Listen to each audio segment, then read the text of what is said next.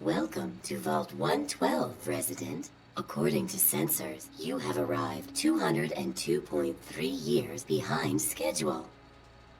Please redress in your Vault Tech issued Vault suit before proceeding. If you have misplaced your suit, I am authorized to distribute a new one. Once dressed, please proceed down the stairs to the main floor so that you may enter your assigned Tranquility Lounger.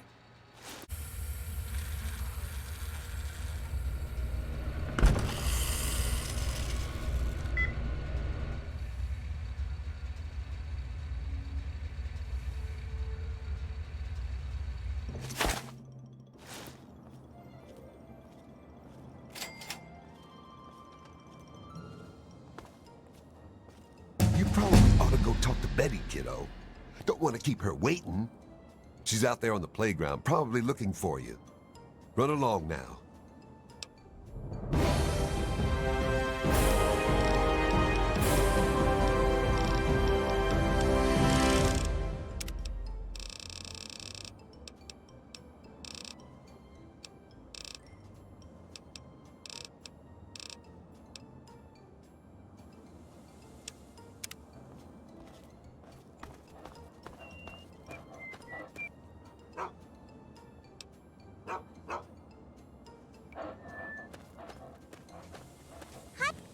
Oh, someone new to play with. What good luck I have lately. I was just starting to get bored. Oh, we're going to have so much fun. I'm Betty. I live here on Tranquility Lane. Want to play a game? I knew you would. It's a really simple game. All you have to do is make Timmy Newsbum cry. He's the only other kid that lives here besides you. He's a big crybaby. You'll see. Make him cry, and then come back here so we can talk some more.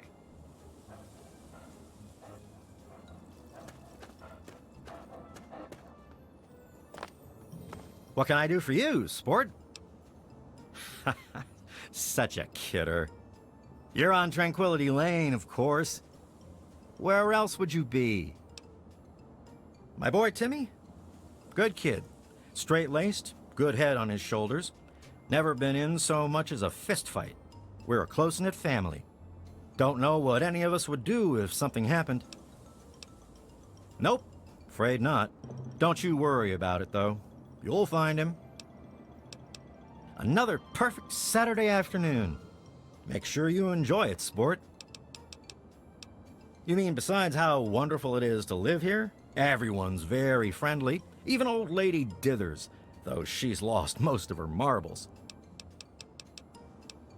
Sounds like you've been spending too much time with your nose in those darned comic books, sport. Take care now.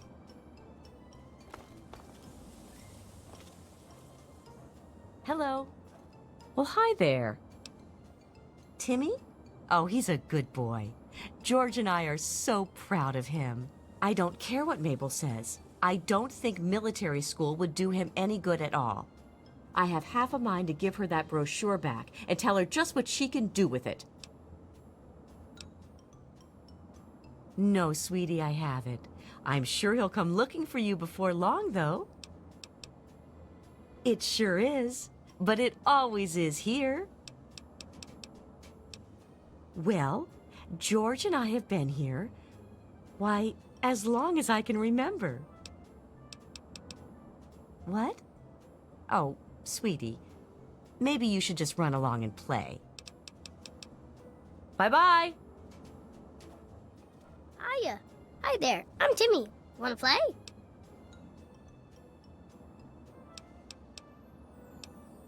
Your dad? Nope, I haven't. Did he get lost?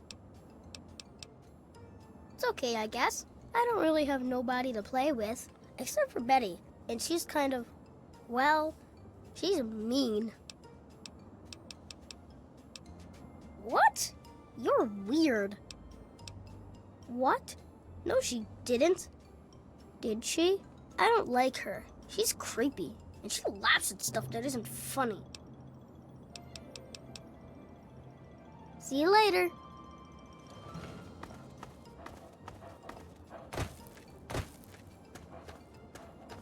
You're supposed to be making Timmy when? Oh, don't worry about that now. There are things to do. Maybe later.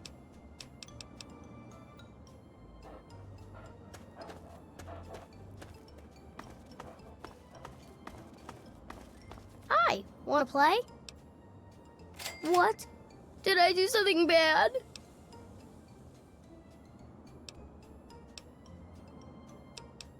No, not my mommy and daddy, no.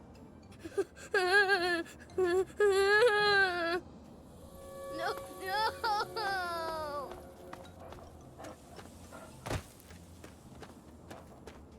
Yay, I knew you could do it. Perhaps not the most inventive approach, but persuasion can be quite powerful. Well done.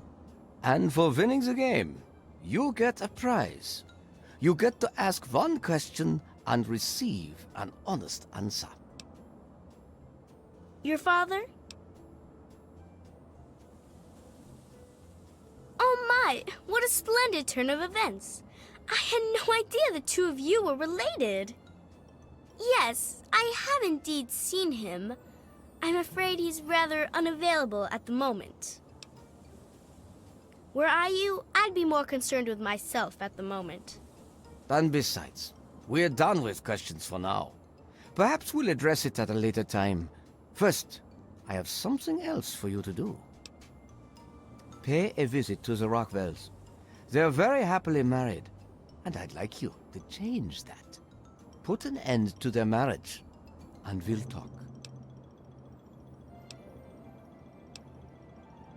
Then I'm afraid we have nothing more to say to one another. Are we willing? There is always a choice. Sometimes it's just easier to make. Rationalize it any way you'd like. If you succeed, we'll continue our discussion. Hi, Pat. Oh, stop it. You know I don't trust that woman one bit. Hello. Good day to you. It's that Martha Simpson, isn't it? I knew it. That's it. I've had enough of Roger's lies and bullshit. How did it come to this? I just don't understand. Now leave me alone about it. Okay. Just having a... So, you have achieved your goal. I was hoping for something a bit more dramatic, but persuasion appears to be your strong suit. And at least you are cooperative, unlike your father. I was most disappointed when he refused to participate, yet still expected something from me. You have amused me thus far, but I still don't think you're quite in a position to be demanding anything. Still, I suppose you've earned the right to some further answers. What would you ask of me? Your father, frustrating as he was, recognized the significance of some of my previous work. He came to gather information on it. He was most pleased to be able to ask me directly, but he failed to understand how things work here. He was unwilling to compromise, to do anything I asked of him, and so our discussions ended.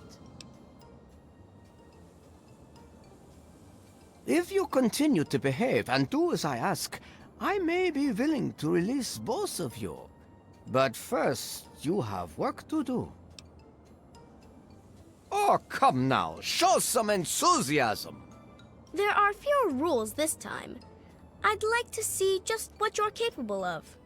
I'd like you to kill Mabel Henderson. Please put some effort into it. Do something creative. Beating her to death won't impress me. Music to my ears.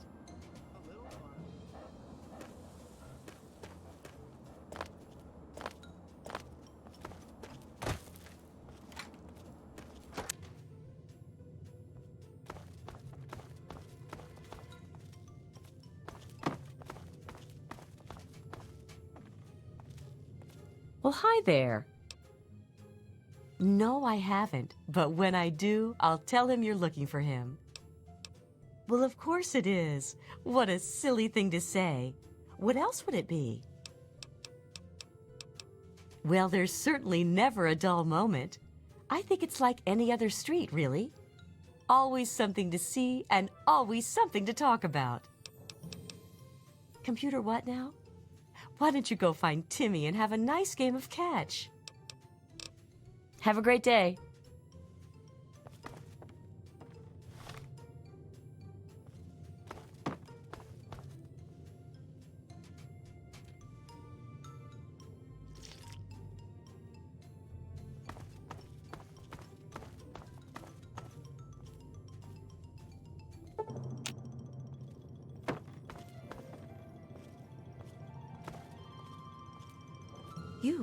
You don't belong here.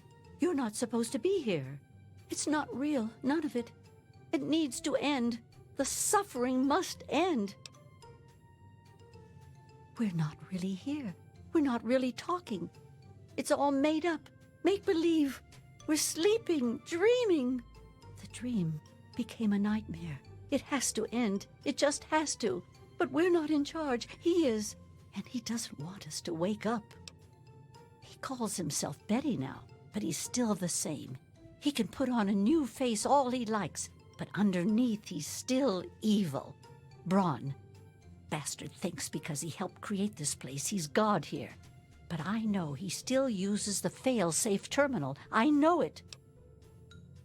It's in the abandoned house. He doesn't want us going in there because he's afraid we might find it. It's the only terminal to the outside. The only way to shut the whole thing down. You've got to find it.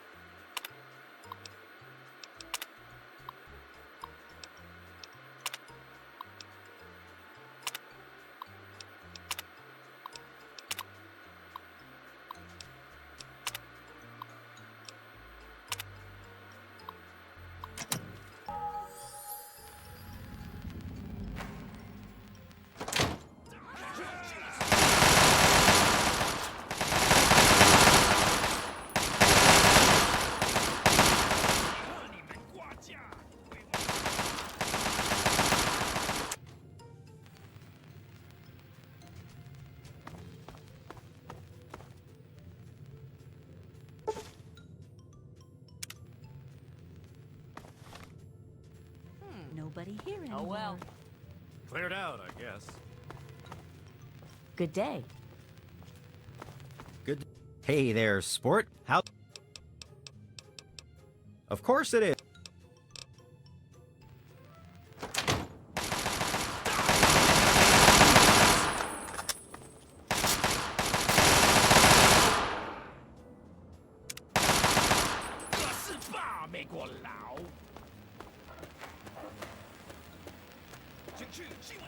Do you realize what you've done?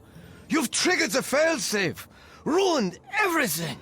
The subjects will die, and I'll be stuck here in this hell alone. You ruined everything! Everything! You? No, I am the creator of this world. Feels so lost. So all alone. He's been right here the whole time. And you were too dense to figure it out. The dog, you see. Man's best friend. But now you've taken all my friends from me.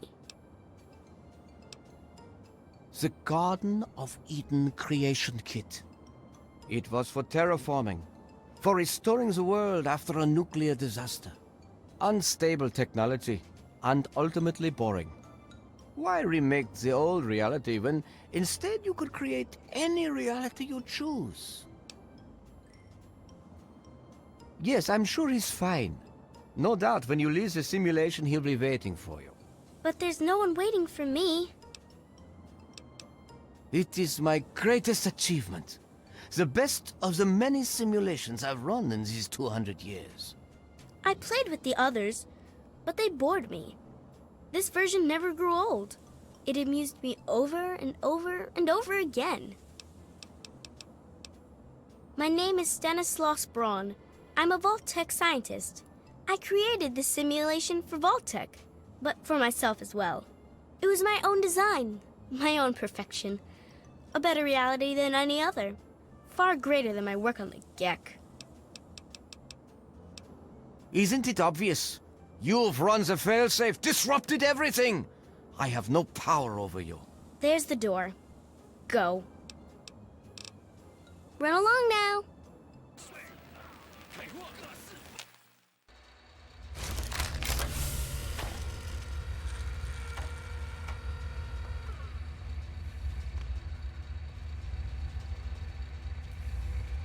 Son, you've saved me. I was afraid I'd be trapped in there forever.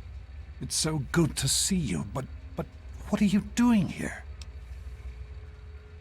Well, I'm glad you did.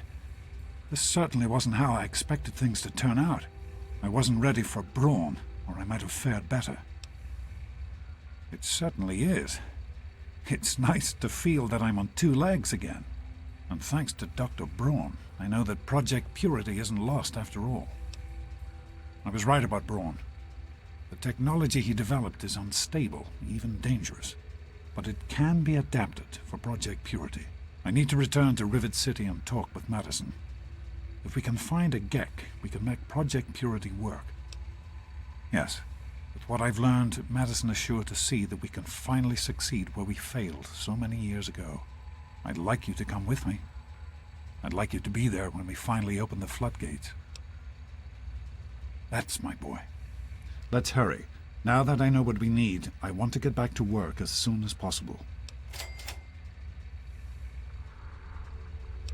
Of course, son. What's on your mind? Somehow, I don't think the Overseer would agree with that. What's done is done.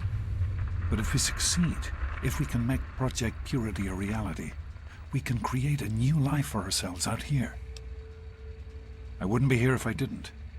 With what I've learned from Dr. Braun, I know it can work. That's why it's so important to find a Gek as soon as possible. It's the key to Project Purity. So am I, son. While this isn't what I had in mind, it's good to have you with me. It started as an idea, really. Remember the Bible passage your mother loves so much? Free, clean water for everyone. What a difference it could make in the lives of everyone here in the wastes. Over time, that idea took the form of a purifier. Not like the one in the vault, though. This one was gigantic, capable of purifying millions of gallons of water at once. We used the old Jefferson Memorial for the location, right on DC's tidal basin. Someday soon, I hope you'll see it work. In the year before you were born, things became difficult.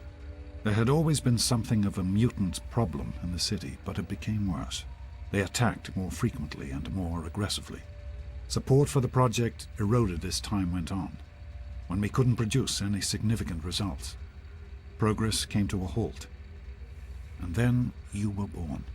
Your mother and I had talked about what to do when that time came, but then we lost her, and I had to make a decision. I chose to leave. From what I understand, things happened quickly after that. It became too dangerous for the others to stay, and so the project was abandoned. Dr. Lee and her team left for what became Rivet City, and Project Purity has sat waiting ever since. I understand that you have reason to question a good many things I've told you over the years. But your mother... I've never lied to you about what happened. Not once. She died giving birth to you. It was a difficult time. She was so eager to meet you, to make a place for you in the world. If nothing else, please believe that she loved you very much. The vault you grew up in had its own water purification system. Clean water was never a worry. Out here, things are different. Water out here is never clean, and almost always irradiated. It's barely able to sustain any kind of normal life. If we can change that, humanity has a real chance at rebuilding, starting over. What's on your mind? I wanted you to be safe. I didn't want this for you. A life out here in this godforsaken war zone. I couldn't tell you what I was doing because I didn't want you following me. A plan which clearly was not as successful as I imagined it would be. What? No, of course not. This is important work. Clean water can change the lives of so many thousands of people. It's worth the risk to help them. I can understand that you're angry. You have a right to be. Perhaps the choice I made wasn't the right one. At the time, I thought I was doing what was best for you. For almost 20 years now, I've done everything I can to see that you have a good life. The vault wasn't perfect, to be sure, but it was the safest place in the wasteland. That's why I took you there in the first place. I didn't see it as abandoning you. I saw it as moving on, knowing you were safe. I hope that you can understand why I've done the things that I've done. The last thing I want is to lose my son. I'm sorry to hear that. I hope you'll consider meeting me in Rivet City. Be careful, my son. Sierra Petrovida's the name. Good to see a new face in Girder's Shade. I take it you're here to check out my Nuka-Cola collection and take the tour. I have one of the best Nuka-Cola collection in the Capital Wasteland. Heck, I've won the Nuka-Cola Fan Club Collection Award for the last 10 years in a row. Yep, I'm the president, the recording secretary, and the treasurer. Once a year, we gather here in Girder's Shade to have a cook-off using Nuka-Cola and the recipe. Last year, I won with my poached roach and Nuka sauce. Delicious. Well, only 2 right now, me and Ronald. But membership is open to the public. You can join if you like. Ronald? Oh, I'm sorry. I figured you met him already. He usually chats with people who enter Girder's Shade. He's my neighbor and my protector, as he calls it. Imagine if some nasty raider wanted to take my stuff. He'd show them a thing or two. He's such a sweetie. You should talk to him. He's a darling, always watching out for me, and more importantly, keeping the collection safe. Like once, there were these raiders that came by. There were 3 of them, and their leader was named, like, Lugnut or something. So they, kicked in Ronald's door and he was like, blam, with his gun, and one of them got all splattered. Then the other one tried to, like, hit him all in his head with some club. And Ronald was so cool how he dodged it and shot the guy in the face. Then the lugnut guy was in Ronald's face with the "I'll kick your ass" stuff, and Ronald was like, hell no, and he punched the... Oh, sorry. I get carried away sometimes. Well, you should definitely talk to Ronald. I bet he'd like to meet you. He's such a sweetheart. I sure did. Want to take it now? How can you resist? This stuff is so cool. Well, come on then. Let me show you around.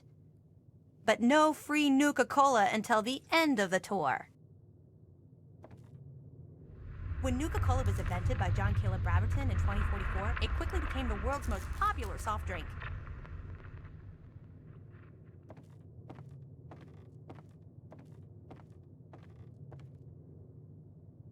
The Wonder Drink soon drew a dedicated following, which prompted the Nuka-Cola Corporation to release many promotional items like these.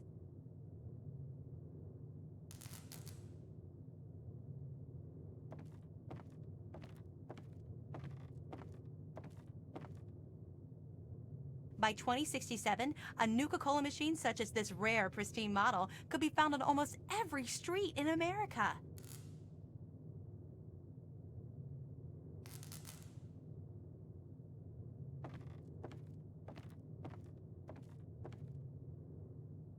Even in today's crazy world, Nuka-Cola is still the #1 choice of refreshment among Armageddon survivors. As promised, here's a little pick-me-up. An ice-cold Nuka-Cola. Just look at the frost on the bottle. So cold and delicious. Pardon me. I tend to lose myself when I hold on to a Nuka-Cola. Before I get to the little proposition I have for you, let me tell you a little bit about Nuka-Cola Quantum.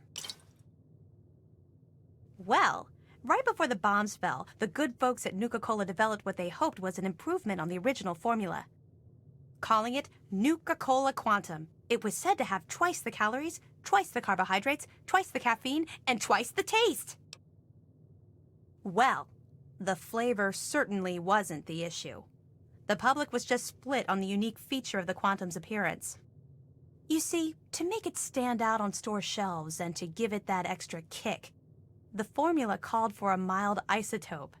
The effect was a drink that not only boosted your energy, but also glowed with a bright blue light. Oh no, only ever so mildly. No ill effects were ever recorded. Well, it does have the unique property of making your pee glow. I love the stuff! I can't get enough of it! I thought I was hooked on regular Nuka-Cola, but the Quantum beats it by a long shot. I've got to have more! That's right. You bring me Nuka-Cola Quantum, and I pay you. Handsomely, I might add. For every bottle you bring me, I pay you some caps. You know, for expenses. But if you're super cool and find like enough bottles to fill my Nuka-Cola machine, 30 in all, I've got a super secret cool prize for you. Oh, okay. I have a schematic for the Nuka grenade, the only one in the whole capital wasteland. Bring me the bottles, and it's yours. Imagine the look on the target's face when they are burning alive in an effervescent explosion of cola and fruit flavors. So, what do you say? Will you bring me the bottles?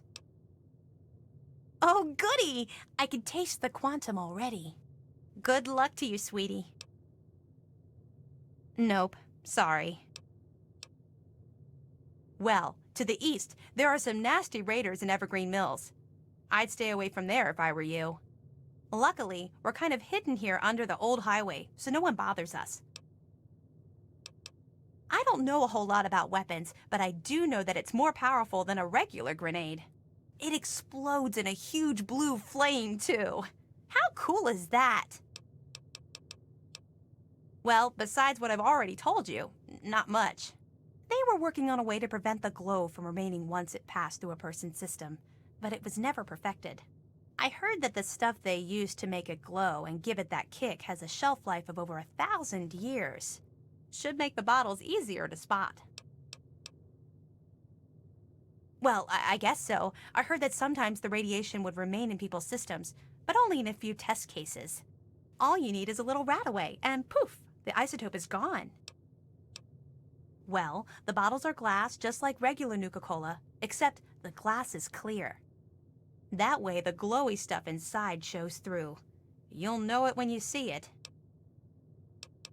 Oh my! It's like a tidal wave of flavor washing all over your body. Your head spins, but everything is clear at the same time. It's quite a rush. Addicted? Why would you say that? I can stop drinking it anytime I want. That's so silly to think I would get hooked on the most delicious soft drink ever devised by man. Okay, shoot. In fact, I do. Surprised you, didn't I? Your best bet would be to find the ruins of the DC Nuka-Cola bottling facility. Find the shipping manifests inside. With them in hand, you should have a good clue as to where the quantum was delivered. While you're there, you may even be able to find some bottles of quantum. Well, the DC facility was like their main factory just before the bombs fell. All the research they did was performed there. It was the only facility to ever produce quantum. They were in a test market mode, and they would have expanded production if the drink caught on. Too bad they didn't. Otherwise, quantum would be as plentiful as regular Nuka-Cola. That's okay. Take your time and don't break the bottles. Hey, pal, what were you doing in Sierra's place? That better be all you were checking out. I don't like guys messing with my woman. Well, that's likely because it's none of anyone's business but ours. She's one hot lady, though, am I right? Wow, you are as naive as you look. How do I put it? I'd love to do the horizontal bop with her, you know, plow her bean field. Come on, kid. New to this stuff, huh, kid? Well, let's just say that she has something I want to get a hold of. That's where you enter the picture. I know she's asked you to find her some Nuka-Cola Quantum. Heck, she asks everyone that wanders through here. What I'm proposing is you still look for the drinks, but instead of bringing it to her, you bring it to me. She'll be so impressed that I got all the Nuka-Cola for her, she'll melt in my arms like butter. I pay you the same she was going to pay, and everyone's happy. You devious bastard. I didn't figure you were that clever. All right, double it is. Just bring me those bottles. If I have to listen to Sierra ramble on any longer, I think I'll blow my brains out. So you gonna do it or what? Thought you might. Good. I'll see you soon then.